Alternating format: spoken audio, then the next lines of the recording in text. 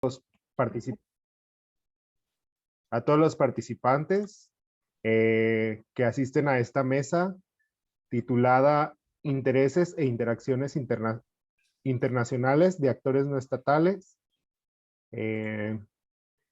Bienvenidos a los ponentes y a la ponente. Estamos en espera de que se una una ponente más, la maestra María del Carmen.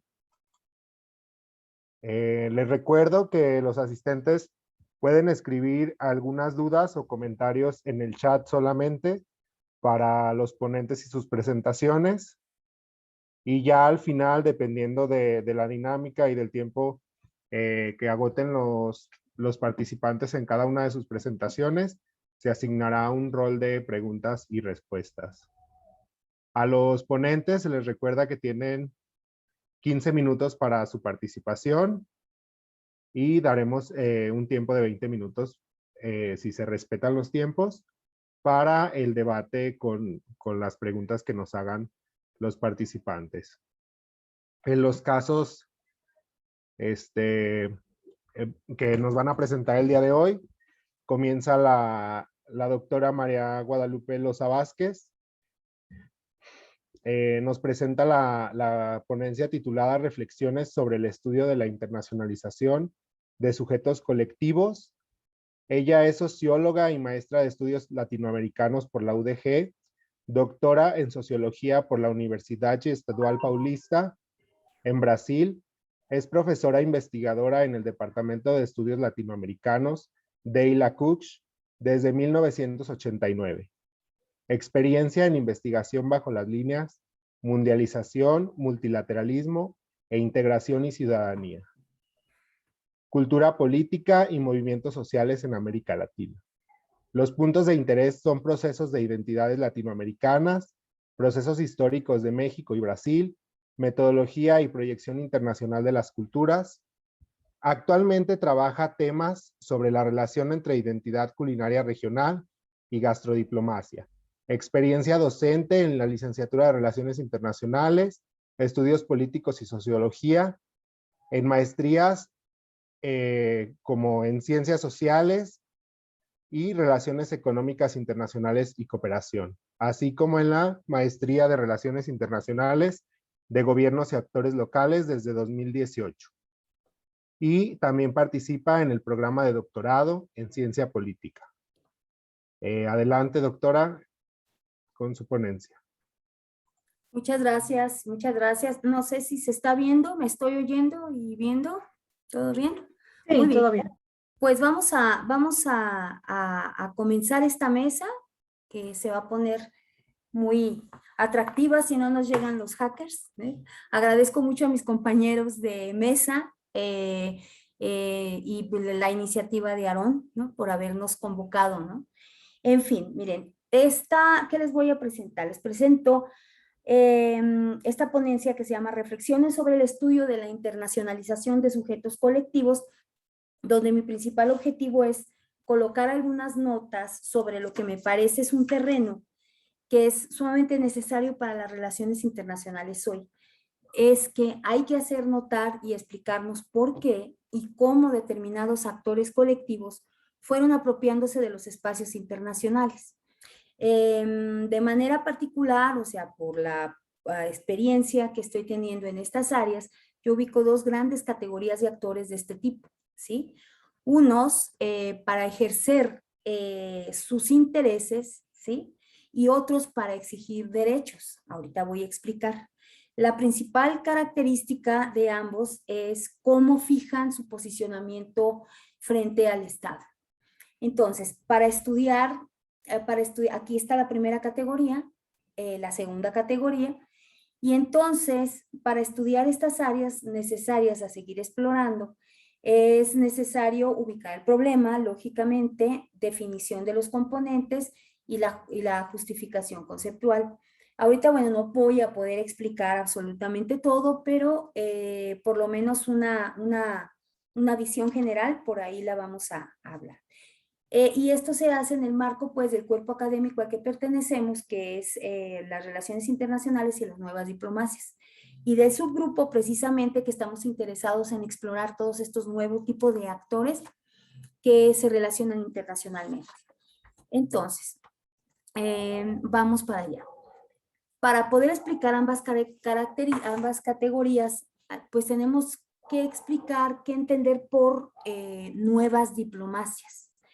Y podemos decir que son aquellas acciones de relevo, ¿sí?, de representación mundial de intereses que durante siglos lógicamente fueron privativos del Estado Nacional y que paulatinamente se han estado trasladando a otros agentes que muestren la suficiente fuerza para alejarse de la tutela estatal y puedan representarse a sí mismos.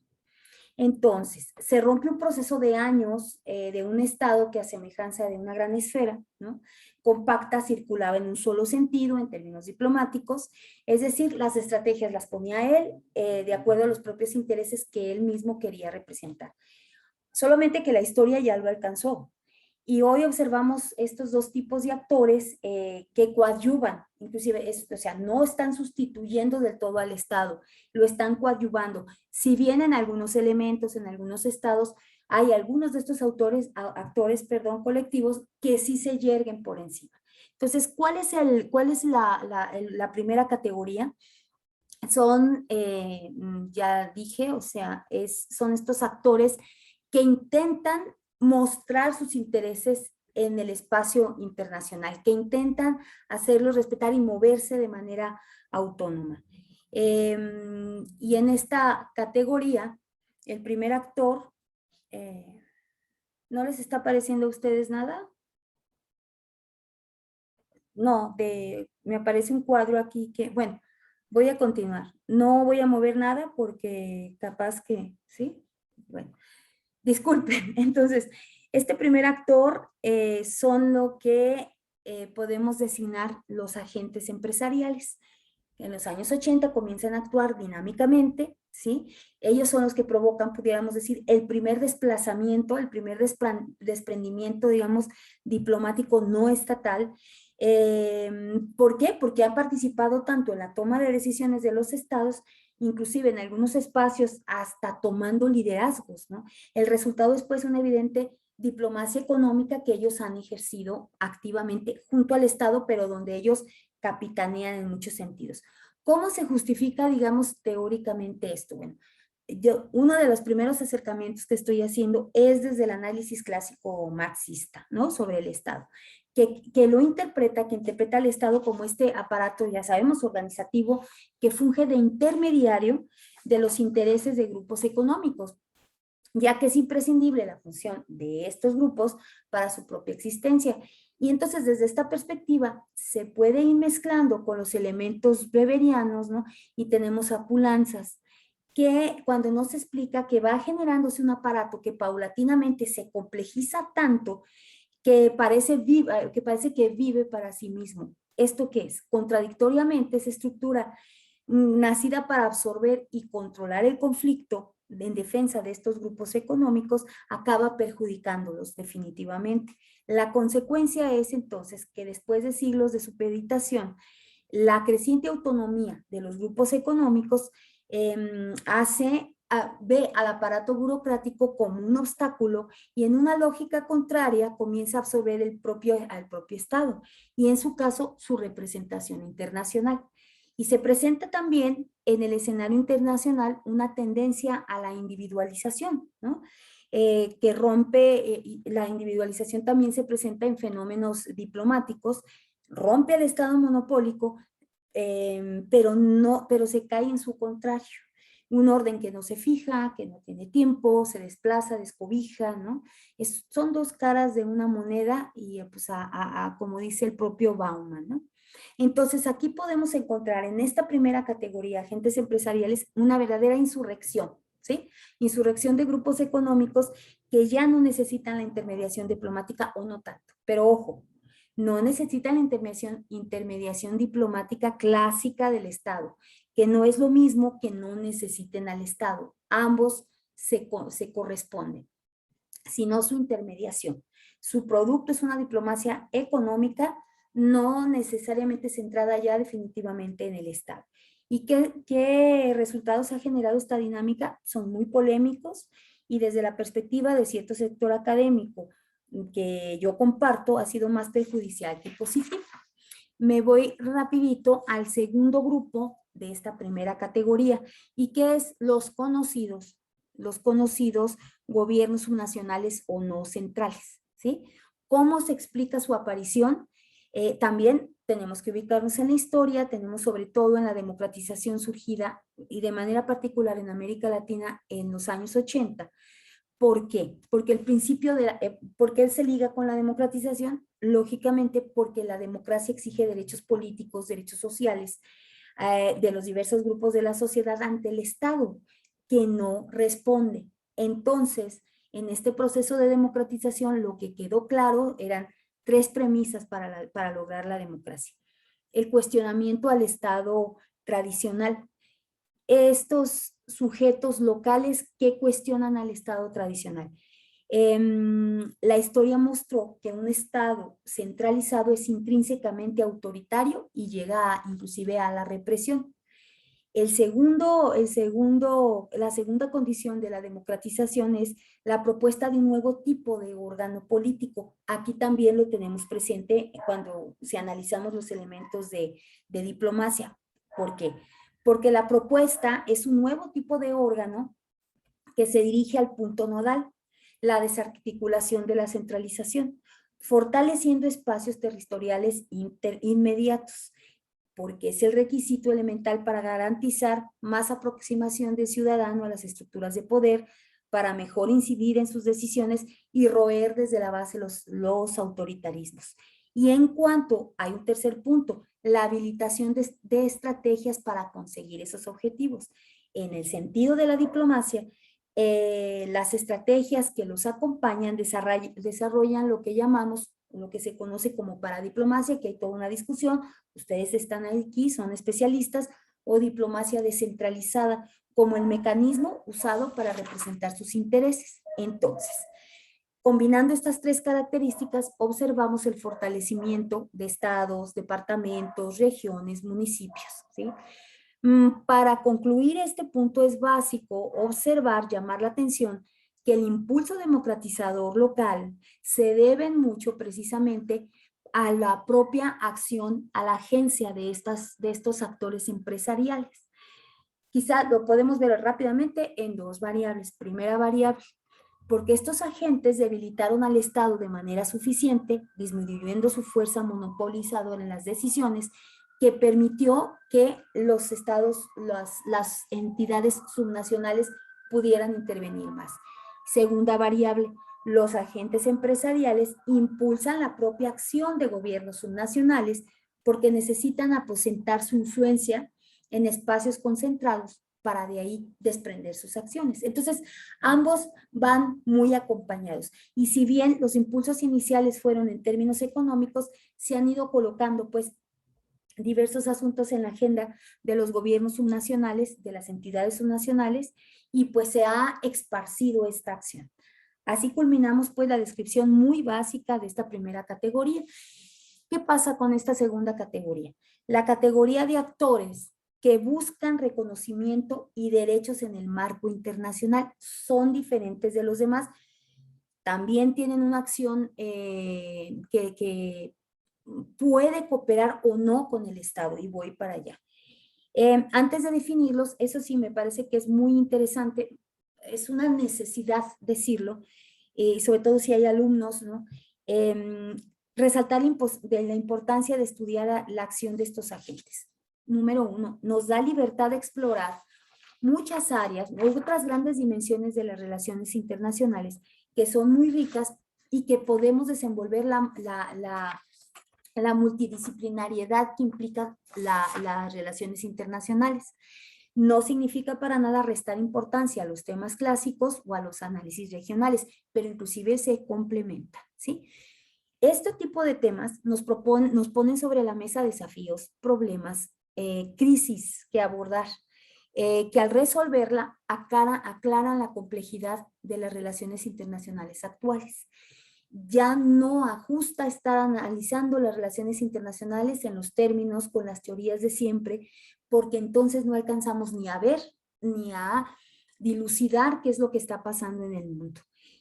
qué tipo de mesa, de qué tipo de problemas coloca en la mesa, la relación lógico, internacional, nacional, local, asuntos de cultura, la identidad y el feminismo, que indiscutiblemente es este gran tema que está provocando verdadera transformación civilizacional inclusive. Bien, y si bien el realismo continúa siendo el enfoque prevaleciente, estos estudios implican desarrollar una gran diversidad de enfoques, ¿sí? Que liberan al paradigma único.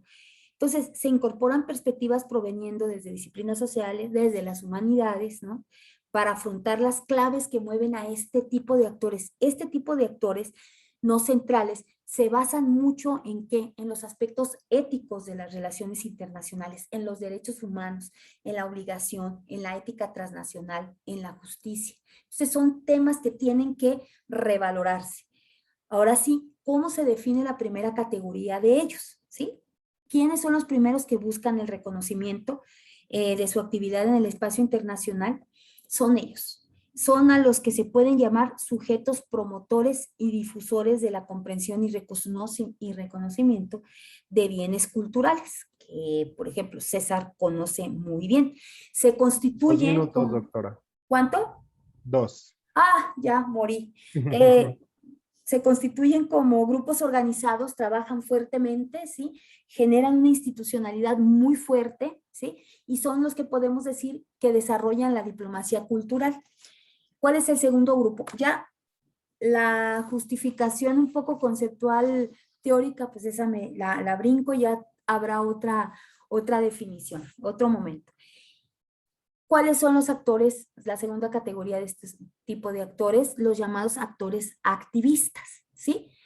Que lógicamente trabajan con esta problemática compleja, que son muy sólidos, muchos de ellos han alcanzado la categoría de movimiento social en su interior. Aquí es donde está toda la fuerza de la acción, acción estructura, lo local o global, ¿sí? Porque parten de su territorialidad, buscan a otros que tienen los mismos problemas de territorialidad, en sus territorialidades específicas, se construyen proyectos profundos en defensa de la vida, pensemos en los movimientos pro defensa del agua, medio ambiente, maíz, etcétera, ¿no? Y sobre todo establecen fuertes alianzas desde dentro y hacia afuera. Entonces, esto es todo un desafío, estudiarlos, ¿sí? Trabajan por la revalorización de la cultura y la afirmación de la identidad. ¿Cuáles son las estrategias que utilizan? Sobre todo se apoyan mucho en los regímenes de derechos humanos, ¿sí? Y constituyen, ellos hacen un andamiaje súper interesante, pues, que despliegan a través del activismo internacional o transnacional. Estos no son nuevos, para nada son nuevos. Si hemos hablado toda la vida de una solidaridad internacional con diversos asuntos, es porque siempre han estado presentes en la historia este tipo de actores. Lo que pasa es que hoy se le tiene que dar todo el enfoque desde las relaciones internacionales. ¿Y se apoyan en qué? En las redes de defensa. Y ahí me robo el concepto, mi querido Aarón, ahí cuando vi tu ponencia dije, pues de ahí vamos a discutir después. Quizás también pueden estar desenvolviendo lo que se podía llamar la diplomacia rebelde, ¿no? Aquí está el esquema Vamos a general. cerrar, doctora, Ya, porque el tiempo se está ya. terminando. Adiós. 30 Entonces, segundos. sin necesario, la nueva fase en las relaciones internacionales hay que estudiarlo y esto nos da la posibilidad, de acuerdo a nuestro propio cuerpo académico, de por qué no explorar estas de nuevo o darle más elementos, diplomacia económica para diplomacia cultural y la rebelde. Ahí me quedo. Muchas gracias y si hay preguntas o más chance de seguir, continuamos. Gracias. Muchas gracias, doctora, por su participación. Gran ponencia y gran oportunidad para acercarnos a los que estudiamos estos temas y a los que tienen interés en estudiarlos, saber cuál es el impulso de las fuerzas no estatales y paralelas al Estado, ¿no? Que son diversas y cada uno de ellos tiene diferente capacidad y agencia de participación. Y lo A, mejor es con- que no me boicotearon. Adelante. A continuación, vamos a escuchar a la maestra María del Carmen Vega Ramírez. ¿Ya está conectada? Sí, Muy bien. Ella nos va a hablar en su ponencia titulada La acción de los actores internacionales no estatales en el desarrollo tecnológico. El caso de la carrera espacial en los Estados Unidos 2010-2020. Ella es maestra en economía por el Centro de Investigación y Docencia Económicas, CIDE, y profesora de tiempo completo en la Universidad de Guadalajara. Está adscrita al Departamento de Estudios Internacionales del Centro Universitario de Ciencias Sociales y Humanidades, profesora en las licenciaturas de Relaciones Internacionales y en la de Estudios Políticos y de Gobiernos. También participa en algunos programas de posgrado, como en la maestría en Relaciones Internacionales de Gobiernos y Actores Locales, y es miembro del cuerpo académico Relaciones Internacionales y Nuevas Diplomacias, adscrito al Departamento de Estudios Internacionales del CUCH, también UDG, y es miembro de la Junta Académica de la maestría antes mencionada, y miembro de la Red de Estudios sobre Paradiplomacia e Internacionalización Territorial. Mucho gusto, maestra, tenerla por aquí y escucharla también. Muchas gracias. Muchas gracias. Un gusto. El gusto de compartir con ustedes es mío. Y repito, reitero mi agradecimiento a May, reitero mi agradecimiento a este cuerpo académico que nos da la oportunidad de compartir esta oportunidad. Estoy teniendo problema para reproducir mi presentación. Sí, le mandé un mensaje para que me la mandara a mi correo si tenía algún problema.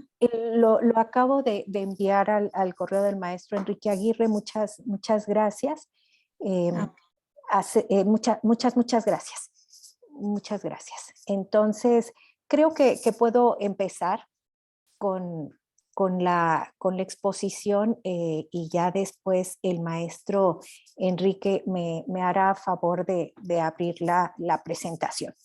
Me gustaba la presentación, les voy a decir, no tanto porque tenga comparación con la que acabamos de presentar de la doctora Loza, sino porque mi presentación es más bien nostálgica en el sentido de que la pregunta empieza con, surge de a quién no le agrada la idea de viajar al espacio.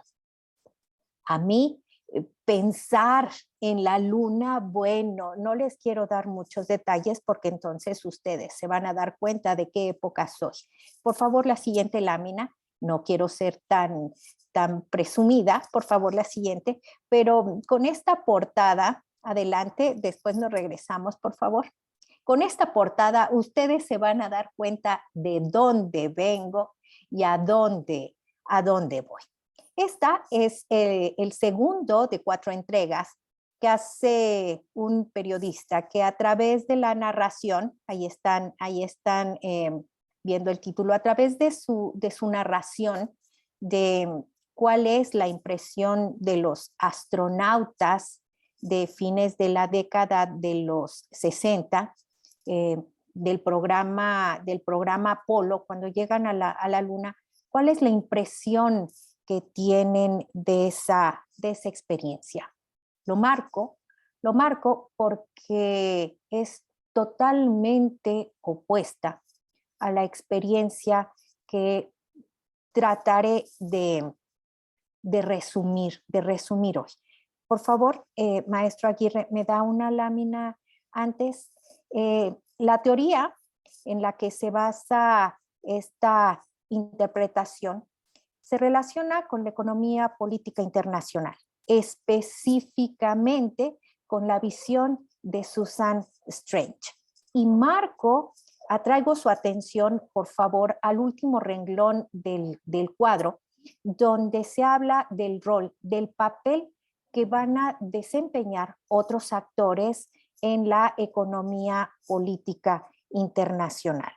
Una vez que superamos esa interpretación romántica de lo que implica viajar a las estrellas y nos ubicamos en la nueva, esa sí es la nueva versión de la carrera espacial, vamos a estar entrando en el tema. Ojo, la EPI me permite incorporar mayor número de actores a esta carrera espacial, que si bien el antecedente está entre Rusia y los Estados Unidos, ahora la retoman China y los Estados Unidos.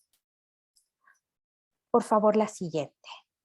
Ya adelantaba los actores. Esta es una visión nostálgica y en la nueva visión, los actores no son una agencia gubernamental, no son físicamente, no son esos hombres que recibieron, aparte de formación, mucho entrenamiento.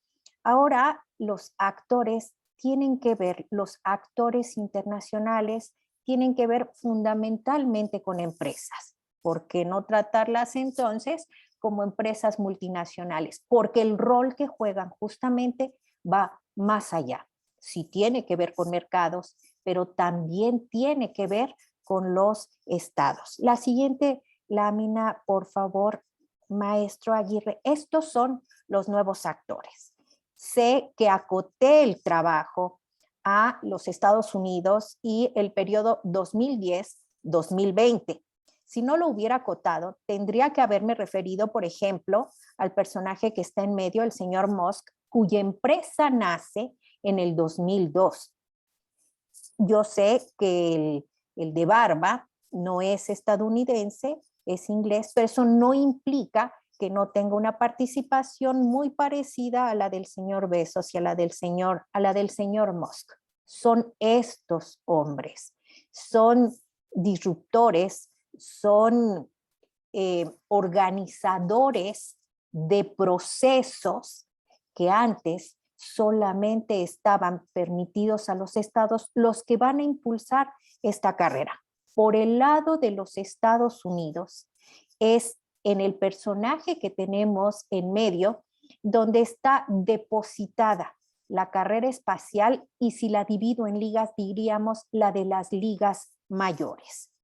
3 proyectos que han permitido invertir en una escala poco imaginada, recursos en términos de demostrar no solo que la venta de asientos para viajar a la Luna o llegar a Marte es posible, sino para establecer, darle fuerza, distancia a esa disputa que los chinos piensan que es posible con los estadounidenses en términos tecnológicos. Y si bien creo que no están en el mismo nivel, creo que tampoco están lejanos en conseguir, si no cerrar la brecha, sí cada día disminuir la brecha en términos de la producción de conocimiento que ha logrado el señor Musk en su organización. La siguiente, por favor. Aquí tenemos la representación en términos de empresa. SpaceX significa en este momento el principal instrumento de la carrera espacial para los Estados Unidos.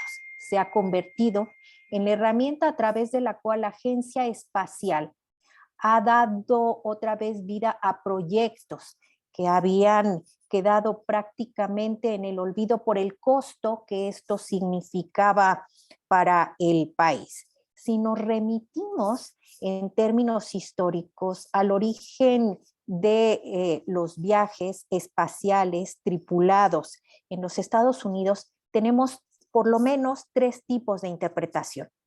La primera, que tiene que ver con el efecto puramente político, lo ha ubicado en términos de el impulso que daría a la presencia y a la toma de decisiones de Kennedy en su momento histórico. La segunda es que cuando el hombre llega a la luna, el pueblo estadounidense está cansado, cuestiona este dispendio de los recursos escasos que tiene el gobierno. Sin embargo, también con la llegada del hombre a la luna tan discutida y tan polemizada, se llega a la conclusión de que tiene una capacidad de generación de recursos, de expectativas y de identidad que hacen pensar no solo a los estadounidenses, sino al resto del mundo en la fuerza de American Way of Life. Esa es la segunda. ¿Qué pasa con esa relación entre la empresa del señor Musk y la NASA? 3 proyectos. El primero es una relación entre una empresa privada, los datos financieros no son públicos, sin embargo, dado el comportamiento irreverente del señor Musk en la página de la SEC de los Estados Unidos, se puede encontrar con detalle cuál es el capital inicial, quiénes son los accionistas participantes en esta empresa, cuáles son las modificaciones que ha sufrido, o sea, todas las características con respecto a la empresa. También se encuentra que el renglón en el que se ha registrado es en el de producción de tecnología, específicamente la producción de tecnología espacial, y tiene registrados 3 programas. Ya decía que está la construcción de naves espaciales que le permitan salir, no es orbitar la Tierra, que le permitan trascender y abastecer. Es como el transporte de carga de la NASA hacia la Estación Espacial Internacional, primer lugar.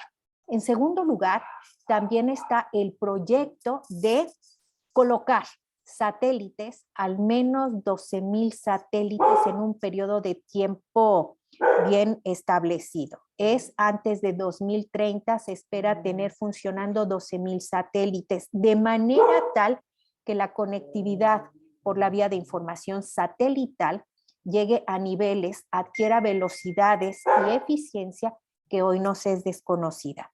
Y en tercer lugar, está la promesa del señor Musk de no hacer pública, de no abrir una oferta pública para la inversión en su empresa, es decir, no registrarla ante la bolsa hasta que no haya logrado llegar a Marte. Los chinos, según la agencia estatal, ya llegaron a Marte y ya empezaron a darle forma a experimentos que garanticen la habitabilidad. La siguiente lámina, por favor. ¿Cuál es el reflejo en términos de satélites de la carrera espacial? Rusia tiene operando 146. China tiene 250. Dejó atrás a los rusos, pero no alcanza en términos de potencial a los Estados Unidos. Aquí, otra vez, creemos que se ha sobreestimado la capacidad que tiene China para competir tecnológicamente con los Estados Unidos. ¿Y esto a qué se debe? Siguiente lámina, por favor. No se conocen los costos de cada expedición china, de cada travesía china, de cada programa chino, pero sí se conoce, sí se tiene una comparación aproximada de lo que representa en términos de inversión para los Estados Unidos. El costo por cada tripulante de una nave espacial, si comparamos el programa Apolo, que es el programa con el que se llega a la Luna, y comparamos la última, la más reciente incursión de SpaceX en el espacio, tenemos que se ha reducido prácticamente, vamos a ser modestos y vamos a decir que se ha reducido 7 veces. podríamos redondearlo y decir que son casi 8 veces, pero bueno, vamos a dejarlo, no es una cuestión de exactitud, sino es una cuestión de velocidad. El señor Musk, recién iniciado el siglo XXI, incursiona en esta actividad que implica progreso del conocimiento y progreso tecnológico. En menos de 2 décadas ha logrado lo que la NASA con sus recursos no fue capaz de alcanzar en medio siglo. Esto nos da una idea de la velocidad. 2 Pero minutos, esto, maestra. gracias, pero esto solamente es en términos de costo-beneficio. Y esta actividad de los actores internacionales, que tienen que ver con tecnología y que en cualquier momento, porque viven entre estas dos arenas de la inteligencia artificial, no se relaciona solo con economía, se relaciona con algo más. Conocimiento, dicen que información es poder. Podemos reformular la afirmación y decir que conocimiento es poder. Con esto concluyo. Muchas gracias.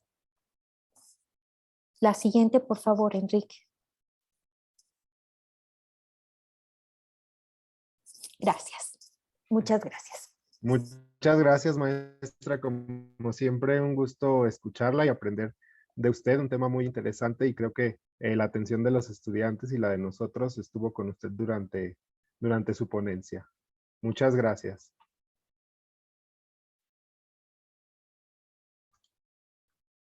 Ahora es el turno del maestro Aarón Villarroel Mora, de UDG Hooks también. Su ponencia titulada Diplomacia rebelde y conflictos armados internacionalizados en el marco de la pandemia de COVID-19. Él es maestro en estudios de paz y sobre conflictos armados por la Universidad de Oslo y licenciado en estudios internacionales por la Universidad de Guadalajara. Profesor investigador con perfil PRODEP del Departamento de Estudios Internacionales y de 2010 a 2018 secretario académico de la División de Estudios Políticos y Sociales. También responsable del cuerpo académico Relaciones Internacionales y Nuevas Diplomacias. Investigador del Oslo Governance Center del Fondo para el Desarrollo de Naciones Unidas de 2007 a 2008 e investigador invitado en el Conflict Early Warning and Response Mechanism de la Intergovernmental Authority on Development en el Cuerno de África en 2009, y sus líneas de investigación incluyen causas, dinámicas y manejo de la violencia organizada, estudios sobre seguridad, amenazas y gobernanza de actores armados no estatales, tendencias de conflictos armados, así como metodología de la investigación en ciencias sociales. Maestro Aarón, la voz es de usted. Adelante, por favor. Muchas gracias, maestro. Y es también un placer compartir este espacio con mis colegas, amigos y también estudiantes que me da mucho gusto ver. Y, por supuesto, compañeros de trabajo. En el marco de este cuerpo académico también, pues justo quisimos hacer una aportación, una discusión acerca de las líneas de investigación que estamos trabajando, pero a la vez también fomentar el diálogo y básicamente exponernos con nuestros estudiantes. Entonces, en esta contribución en la que yo agradezco personalmente a mis asistentes de investigación, que algunos están por aquí, quiero tocar 2 puntos que incluso asumo la provocación que en su momento en la discusión tendremos la doctora con mucho gusto, cariño.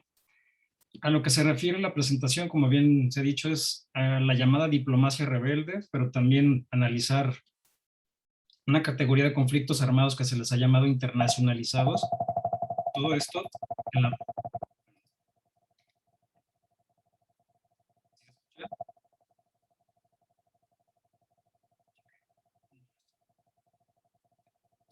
Voy a dejar de compartir pantalla.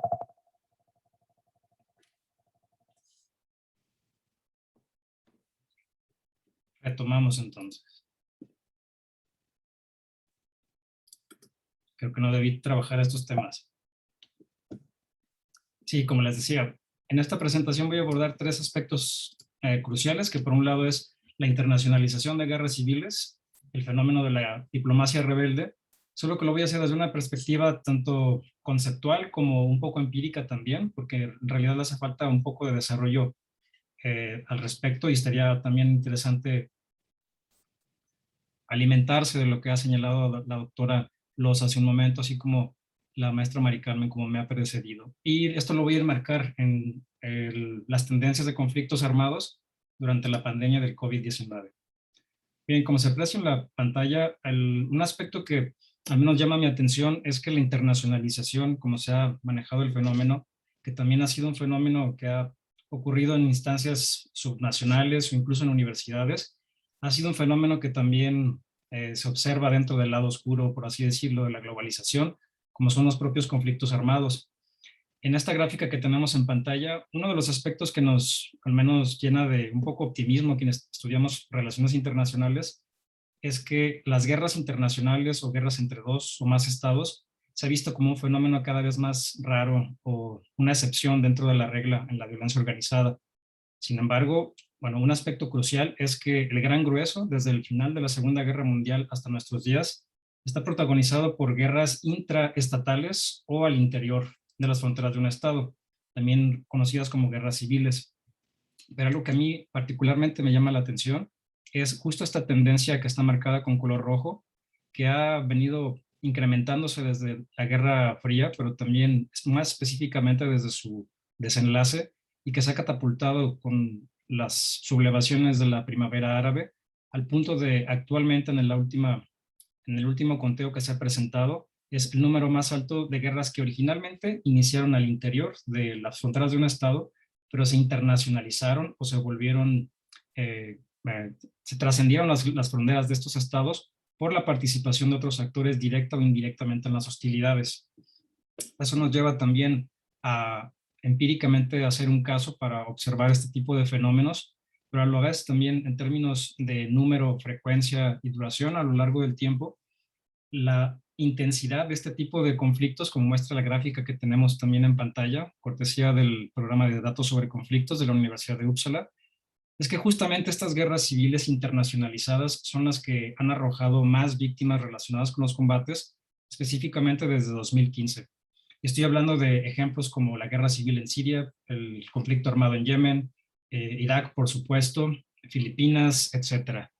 Entonces, no solamente se vuelven más difíciles de tratar mientras más participantes existen, sino que presentan también muchas más dificultades para los civiles, porque se vuelven conflictos más duraderos, más difíciles de resolver, y al hablar de negociación es necesario incluir a las terceras partes que participan apoyando algunas de las partes.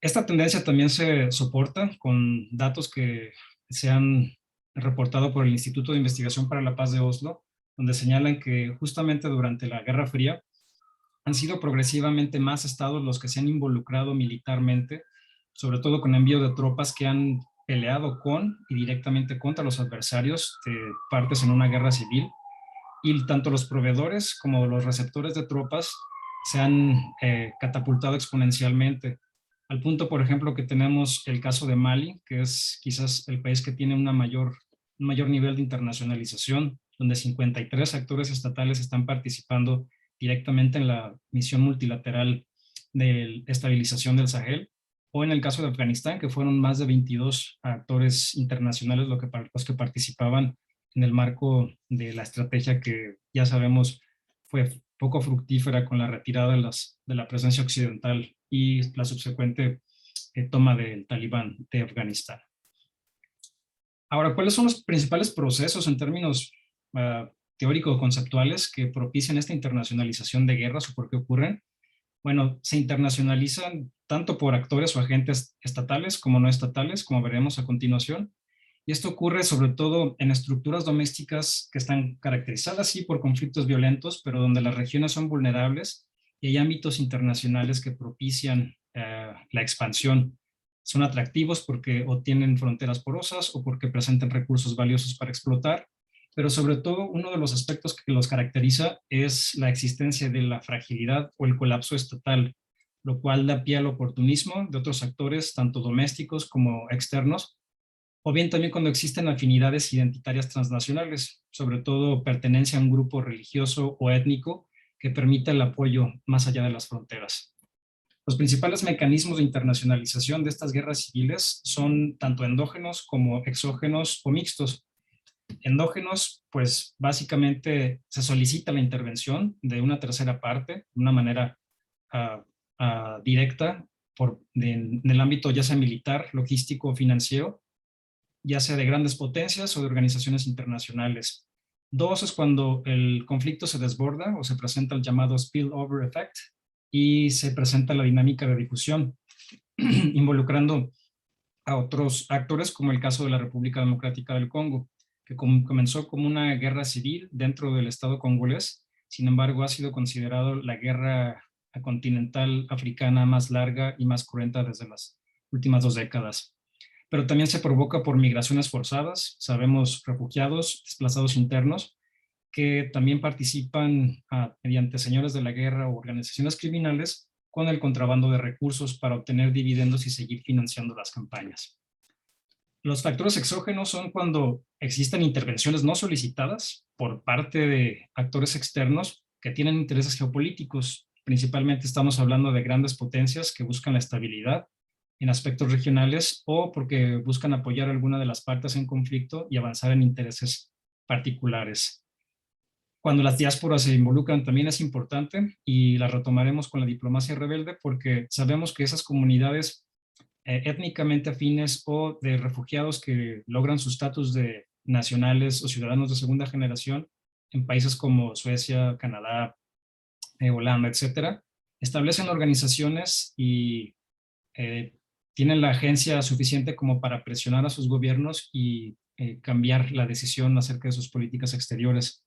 Entonces ellos pueden involucrarse directamente en el financiamiento de ciertos grupos o también en los mecanismos para gestionar los conflictos. Y finalmente decíamos, en un respaldo etnopolítico, religioso, ideológico, diplomático, básicamente lo que ocurrió con las comunidades rusas en las regiones de Donetsk y Luhansk, en el conflicto en Ucrania, donde se facilitó la anexión de Crimea por parte de Rusia. Pero también hay factores mixtos, decíamos, cuando estos flujos transfronterizos de insumos bélicos como arsenales, municiones, pero también de combatientes y materiales para financiar la guerra, son combinados con la difusión de ideas, aprendizajes o inspiraciones de otros conflictos armados en latitudes diversas. Ahora, un aspecto también crucial que quiero llamar la atención es, un momento,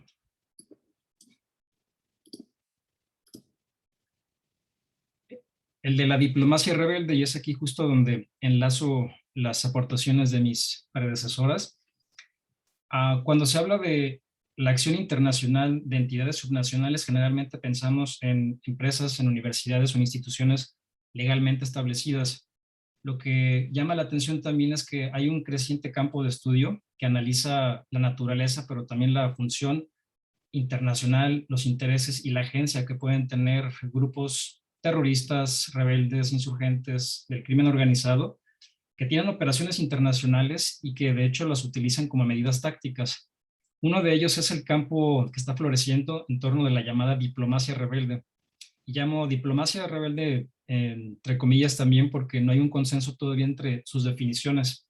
Pero una que sí me gusta destacar es la de Raiko Huang, que ella señala que cuando se conducen asuntos internacionales en el marco de una guerra civil por parte de un grupo insurgente con el propósito de avanzar en objetivos tanto políticos como militares, estamos enfrente de una campaña de diplomacia rebelde. Llama la atención también el hecho de que al menos desde 1950 hasta 2010, 40% de los grupos rebeldes registrados se han involucrado de alguna u otra forma en actividades de esta índole. Sí, no es la mayoría de los grupos, pero también obedece a distintos factores como veremos a continuación.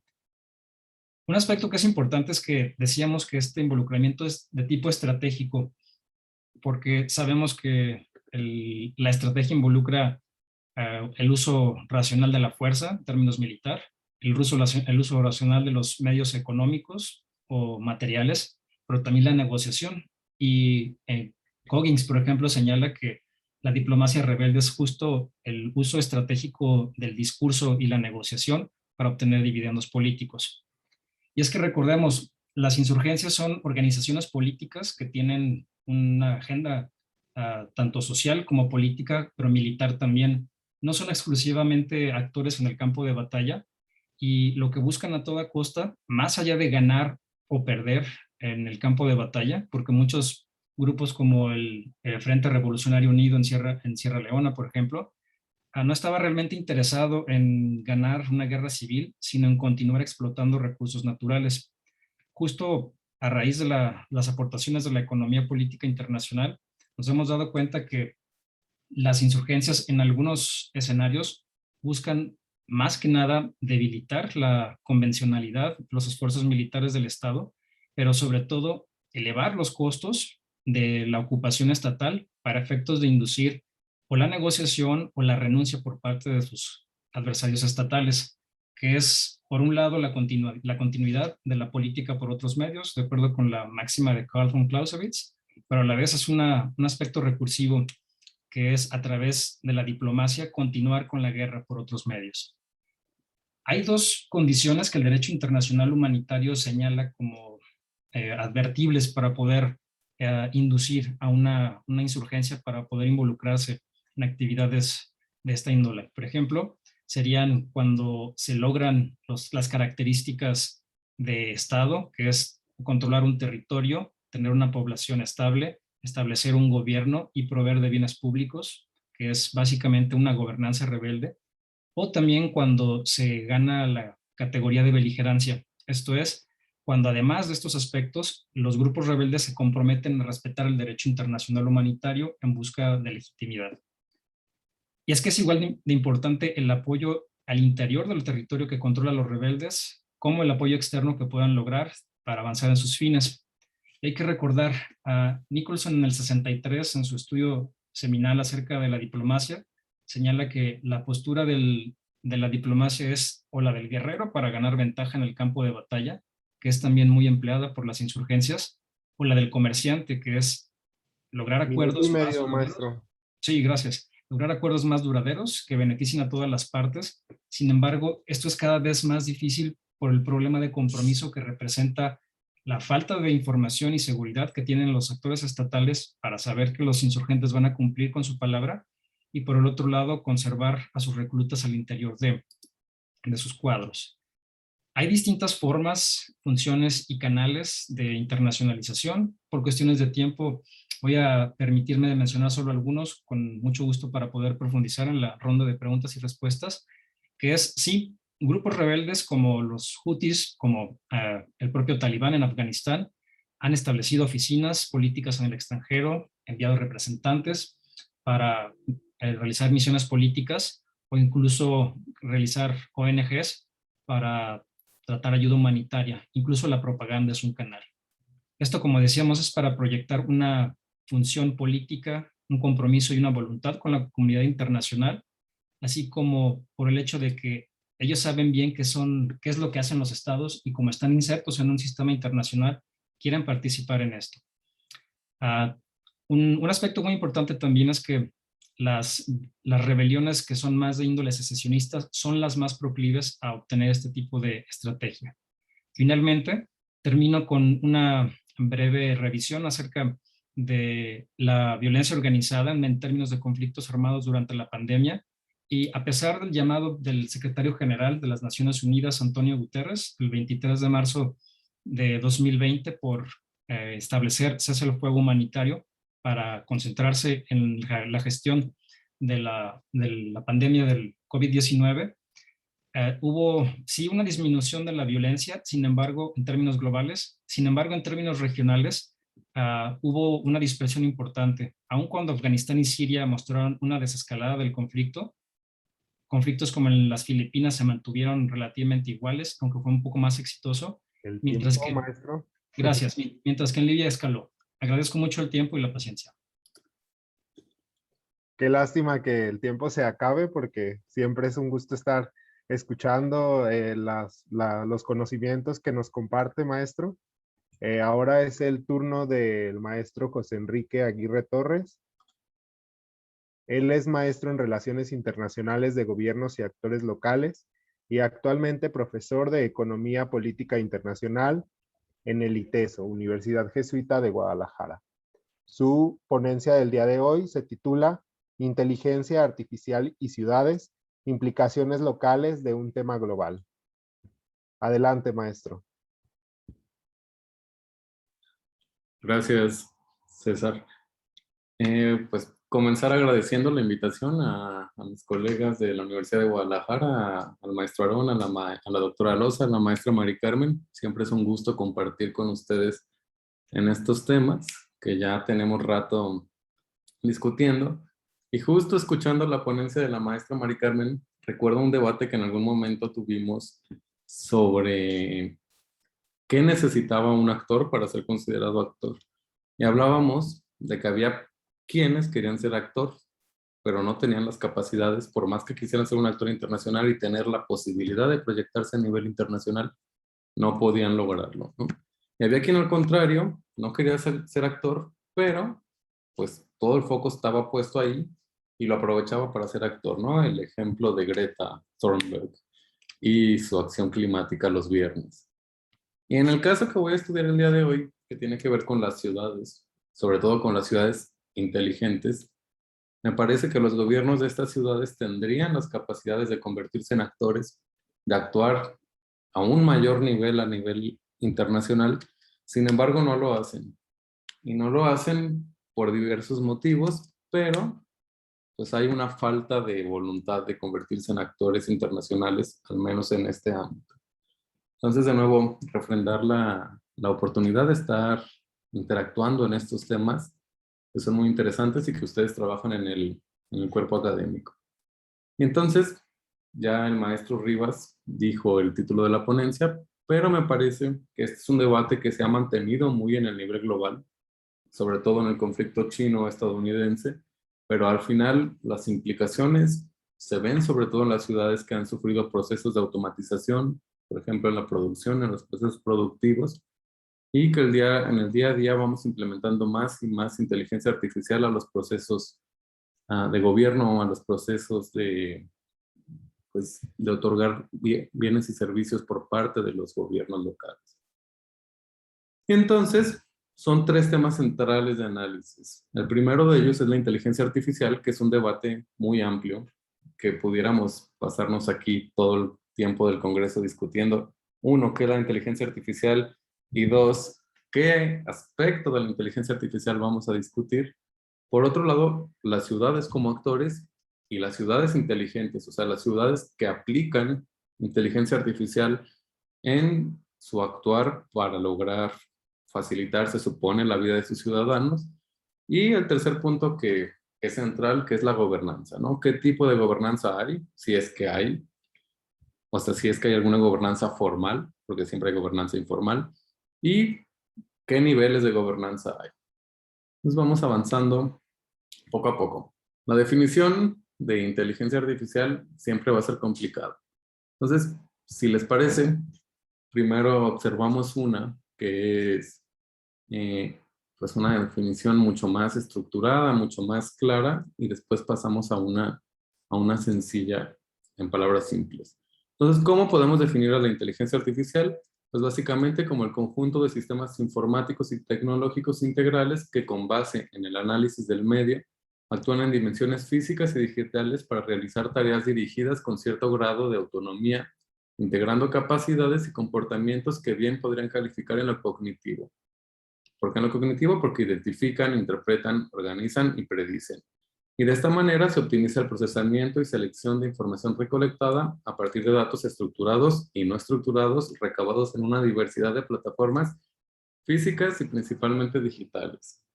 Y pues sí, parece que hablé en chino.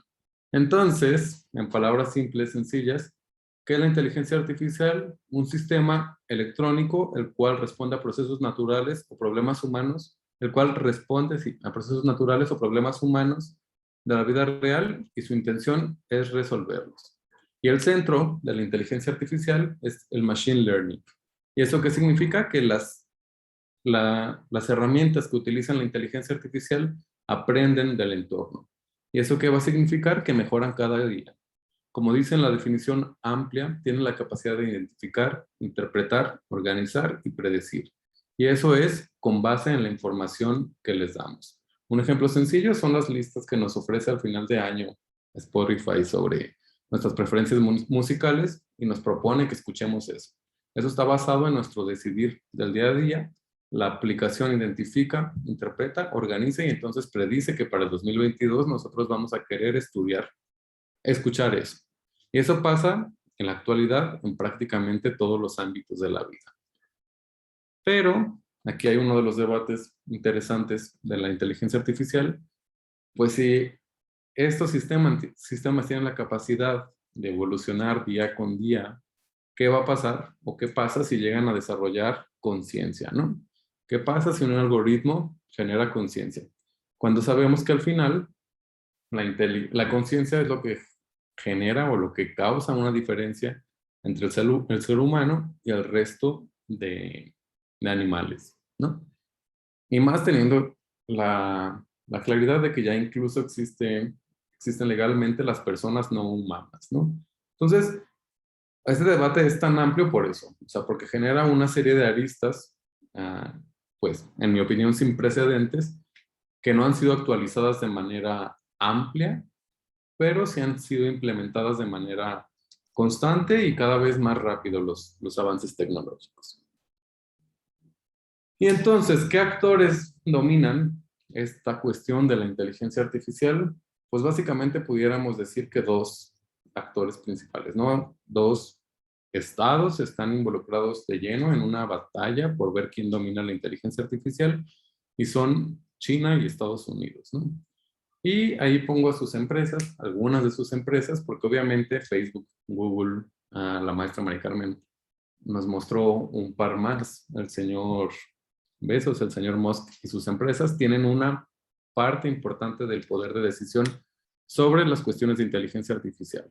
Y por parte de China, de igual manera, sus empresas pues tienen un rol relevante. Sin embargo, al modelo de producción y el modelo político ser distinto, el gobierno chino tiene mucho mayor poder de decisión sobre el actuar de estas empresas que el poder que tiene el gobierno estadounidense sobre Google o sobre Facebook o sobre Amazon o sobre la que pensemos. Y por otro lado, ahí pongo a los actores individuales, ya en esos no me detengo mucho, de nuevo repetimos a Musk, y en esta parte pongo a las ciudades inteligentes, a las redes de ciudades, o sea, otro tipo de actores que se van involucrados, aunque con un menor involucramiento en el problema o en el conflicto. Y entonces, ¿qué son las ciudades inteligentes? Pues básicamente es implementar la inteligencia artificial en la infraestructura de los espacios urbanos. Y esto se supone que tiene el objetivo de hacer más eficiente el servicio, ¿no? Entonces, tenemos distintos tipos de definiciones, que puede ser como una ciudad inteligente como un espacio que utiliza tecnologías inteligentes, que es una definición que se centra solamente en el enfoque tecnológico. Otra parte que se centra al final en los humanos, en los seres humanos, que es las ciudades inteligentes como espacio con personas inteligentes, o sea, inteligentes en el sentido de que se integran de manera inteligente en el espacio urbano. Y por último, las ciudades inteligentes como espacios con colaboración inteligente. Este es un enfoque de gobernanza. Y aquí pongo estas diferencias de definiciones porque también volvemos a lo mismo. O sea, sabemos o escuchamos constantemente lo que son las ciudades inteligentes. Y es más, las ciudades buscan convertirse en ciudades inteligentes, pero la realidad es que no tenemos al 100% o no tenemos al menos un consenso de lo que son las ciudades inteligentes.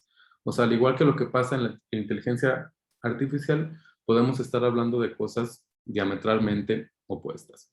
Y aquí, volviendo a lo que dije en un inicio, de que yo observaba que las ciudades inteligentes no querían ser un actor en este sector, la mayoría de las ciudades que buscan ser reconocidas como ciudades inteligentes, buscan eso, proyección. O sea, ser reconocido como una ciudad inteligente, pero no necesariamente buscan ser reconocidas como ciudades que buscan lograr una gobernanza de la inteligencia artificial, que eso es a lo que vamos ahora. Entonces, ya tenemos que las ciudades implementan la inteligencia artificial para hacer básicamente más eficientes sus servicios, para lograr que sus ciudadanos tengan mejores servicios. Pero cabe preguntarse cuál es el rol del gobierno local en la implementación de la inteligencia artificial. Y aquí surgen una serie de preguntas. Pongo 3, pero de nuevo, es una serie interminable de preguntas que pudieran surgir.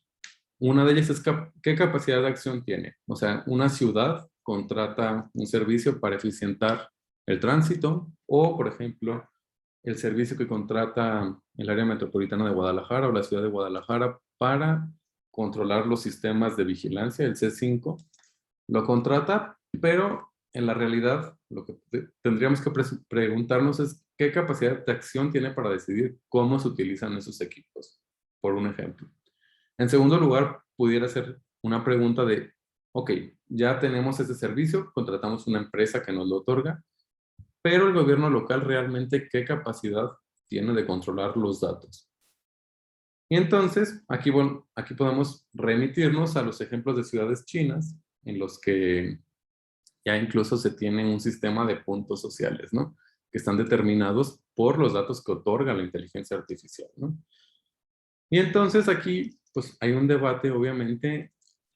Por ejemplo, hacemos un trámite en internet o ponemos el parquimóvil para estacionarnos en las calles del centro de Guadalajara o de Zapopan, pero realmente no tenemos la certeza de qué utilidad o qué manejo se le da a esos datos.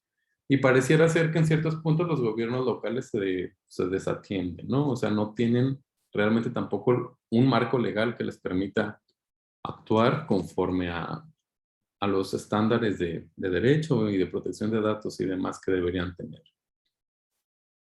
Y entonces surgen una serie de conflictos a partir de la implementación de la inteligencia artificial en las ciudades inteligentes, sobre todo que parten de la identificación de riesgos o de externalidades negativas y que, como todas las externalidades, normalmente surgen de una falta de gobernanza. Y en este caso en específico, de una falta de madurez derivada de que la inteligencia artificial tiene poco tiempo implementándose en las ciudades. Y obviamente hay externalidades en distintas áreas. Puede haber externalidades físicas, psicológicas, económicas, sociales, políticas. Por vincular una, por ejemplo, la implementación de Uber, de las plataformas digitales de transporte público, tiene efectos positivos, claro, externalidades positivas también, pero tiene externalidades negativas en cuestiones económicas para los taxistas y sociales para las familias que dependen de estas personas, ¿no? Y entonces, la implementación de la inteligencia artificial y la falta de una gobernanza, pues es al final un resultado de esta interacción entre una autoridad, entre el mercado y autoridad gubernamental. Y entonces identificamos ya que hay un conflicto porque hay una falta de gobernanza. También pudiéramos pensar que hay un conflicto creciente, sobre todo que ha sido resultado de la guerra comercial como pretexto entre China y Estados Unidos, pero que tiene en parte el antecedente o el respaldo de un conflicto por dominar la inteligencia artificial. Y lo que yo creo es que al haber un conflicto, potencialmente habrá una solución, ¿no? Que ya se identifique el conflicto generará en algún momento una solución, cierto marco de gobernanza, cierto modelo de... Minuto y medio, maestro, de su tiempo. Sí, gracias, César. Cierto, sí, nos llevará hacia algún modelo de gobernanza, ¿no? ¿Cuál es el problema que identifico también? Que normalmente este tipo de gobernanzas que vienen después de un conflicto de escala global, pues será un modelo que estará centrado en las necesidades de los actores que se vieron involucrados en mayor medida, que van a ser China y Estados Unidos. Entonces, estos dos países serán los que pongan las reglas. Y aquí, lo que sí me parece interesante es que ya hay cierta forma de organización en algunas redes de ciudades inteligentes, pero sobre todo están focalizadas en el sureste asiático. Y lo que hay es una oportunidad de lograr, a través de este tipo de mecanismos, pues redes que permitan un accionar en conjunto, que permita hasta cierto punto un actuar, un actuar y una gobernanza desde lo local, porque al final la inteligencia artificial tiene una implicación local pues tremendamente territorializada. Y por último, digo, ese sería tema para otra ponencia, pero también hay otro actor que se ve poco involucrado, que son los individuos o la sociedad civil, y dejaría la pregunta al aire de cómo nos afecta y cómo nos podemos involucrar para lograr una gobernanza que nos beneficie de manera real. Bueno, creo que estoy sobre el tiempo, entonces agradezco su atención y pues, la oportunidad de participar de mis colegas. Gracias. Muchas gracias, maestro Enrique. Muy buenas ponencias los de todos. Muchas gracias por ellas. Nos muestran distintas caras de la internacionalización, distintas formas, distintos actores, cuáles son la motivación y las acciones de cada uno de ellos, así como su capacidad y las estrategias de cada uno de estos procesos de internacionalización. Ahora veo que nos queda muy poco tiempo y hay dos preguntas para el maestro Aarón. Sin embargo, no sé, a decisión de los panelistas, una breve participación de todos por última vez de 2 minutos, en el que, pues si el maestro Aarón puede hacer un breve resumen de sus preguntas y de una breve participación que quiera hacer, cedo la palabra en el orden de participación. Adelante, doctora Marta. Ay, perdón, ya, ¿verdad? Se escucha. Miren, más que preguntas, yo creo que son temas que quedan para discutir. Estoy pensando, pues, en cómo poder fortalecer esta sublínea del cuerpo académico, ¿no? Porque es necesario construir categorías. Simplemente pregunto, no para que respondan, que quede ahí. Los que crean inteligencia artificial, la tecnología espacial, los grupos rebeldes, bueno, que ahí ya sería otro caso, ¿tienen posibilidad de representarse a sí mismos en alguna parte de su agenda? ¿Ante quién serían representados para poder crear todo este andamiaje de gobernabilidad? O sea, yo creo que ese es el tipo de preguntas que nos tenemos que empezar a trabajar, ¿no? La otra, sí, rápidamente, si partimos que el Estado es el que tiene el monopolio de la violencia, entonces estos grupos que ejercen diplomacia rebelde están rebasando al Estado, pero ¿ante quién apelan, no? Porque pensamos que el Estado tiene la legitimidad para ejercer la violencia, o sea, que la sociedad apoya para que ellos ejerzan la violencia. Entonces, en el caso de los grupos rebeldes, ¿ante quién, no? ¿Ante qué comunidad internacional? ¿Quién les dará el apoyo? ¿Qué? La cuestión en África supongo que sí, porque está permeada por una serie de instituciones internacionales, porque las nacionales no tienen la suficiente pues estructura, ¿no? Por las propias condiciones históricas. No respondan, simplemente son dudas que me parece que por ahí van. Mejor hay que responder la de los chicos, que son los futuros relevos de nosotros. Bueno. Muchas gracias, maestro Aarón. Es su turno. No, perdón. La maestra Mari Carmen. Muy Perdón. breve, muy breve. Quiero que responda, Aarón, las preguntas que le hacen. Sí, estoy totalmente de acuerdo. Este es un momento que ya aprovechamos. Bueno, subrayo 3 elementos. ¿Qué queda pendiente? Ser conscientes, por eso mencionaba la SEC, para que hicieran ese trabajo, no hacerlo yo por ellos.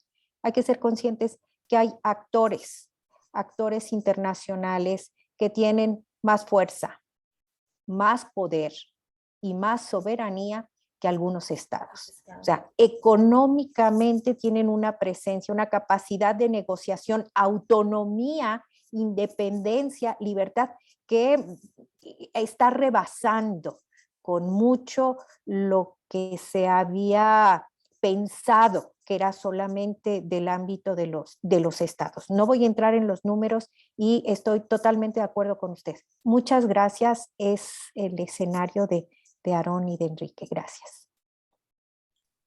Muy bien, maestro Aarón, es su turno. Gracias. Adelante. Sí, gracias también a mis compañeras y compañeros. Pues yo, como puse en el chat, sí atendí directamente las preguntas, así que de hecho aprovecho estas líneas que plantean mis compañeras, y creo que es una de las grandes lecciones que vemos en este tipo de mesas, ¿no? Que por un lado las identidades, los intereses e interacciones internacionales ya no son exclusivamente de estados, y eso que mencionaba la doctora Loza es muy importante. Antes el Estado era el que tenía el monopolio del uso de la fuerza legítima, ¿no? Y ahí está en duda, porque en muchos países africanos y de Medio Oriente es el Estado el que principalmente amenaza a los civiles. Pero por otro lado también se ha creído que el Estado es el que tiene el monopolio del uso formal y legítimo de la diplomacia, mas sabemos que individuos, como presentó la maestra Mari Carmen, también representan unos grandes referentes que necesitan ser profundizados en su estudio, así como hay áreas como la que señala el maestro Enrique, donde necesitamos voltear para las implicaciones que ello tiene tanto para nuestra vida cotidiana como para su normatividad en términos internacionales.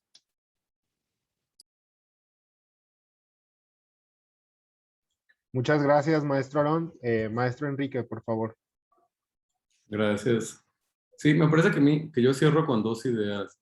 La primera de ellas es que hay una serie de actores que se pueden estudiar y que parte de la riqueza de este cuerpo académico es que se estudia, se amplía la posibilidad de estudio pues de un N número de actores que normalmente en momentos como este, en el que la seguridad, en que el conflicto se vuelve a convertir en el centro del análisis de las relaciones internacionales, no se le dedica en muchas ocasiones el espacio. Entonces creo que ese es el centro del análisis, o sea, la variedad de actores que hay, y que el debate de las relaciones internacionales va más allá del conflicto entre potencias. Sí, así cierro. ¿Alguna participación adicional de los ponentes? Maestro Aarón, maestra Mari Carmen. No están las preguntas de los chicos, ¿no? Doctora, ya fueron atendidas por el Sí, maestro Aarón personalmente. Perdón, yo quería oír, las voy a leer. Había una también para la maestra Mari Carmen, creo, de Carlos Moreno. A ver, vamos, nos quedan 2 minutos. Maestra Mari Carmen. Esta carrera espacial entre el Estado y el sector privado y entre naciones, ¿de qué manera puede influir en las políticas económicas internas de naciones menos avanzadas en este campo internacional? Pues es una pregunta muy importante, pero también es una pregunta muy difícil. Me quedo con muchos elementos de análisis, me quedo con mucho conocimiento, también me quedo con muchos aportes de los autores fuertes y clásicos de las relaciones internacionales. Recientemente comentaba que en un escrito, un artículo de Nye de fines del siglo pasado, del siglo XX, hace una evaluación del doble papel, y no se refiere únicamente a la carrera espacial, se refiere a la producción, a ser líder en la producción de tecnología específicamente, no dice de conocimiento. No solo habla de cuál es la ventaja que representa para un Estado tener el liderazgo en ese ámbito. Implica el reconocimiento, implica poder. No voy a utilizar otros términos para no entrar en conflicto. ¿Qué pasa? ¿Qué pasa con las naciones menos desarrolladas? Allí me voy a saltar de discurso, pero sabemos, y lo dicen los clásicos de la economía política, que la ventaja en conocimiento se traduce en profundización de la desigualdad, en profundización de en inequidad. Gracias. Muchas gracias, maestra. Quedó contestada la pregunta. Gracias a todos por el tiempo. Maestro Aarón, gracias por la invitación a esta mesa, a los panelistas por sus presentaciones. Como siempre, un gusto aprender de ustedes y escuchar sus conocimientos en este campo.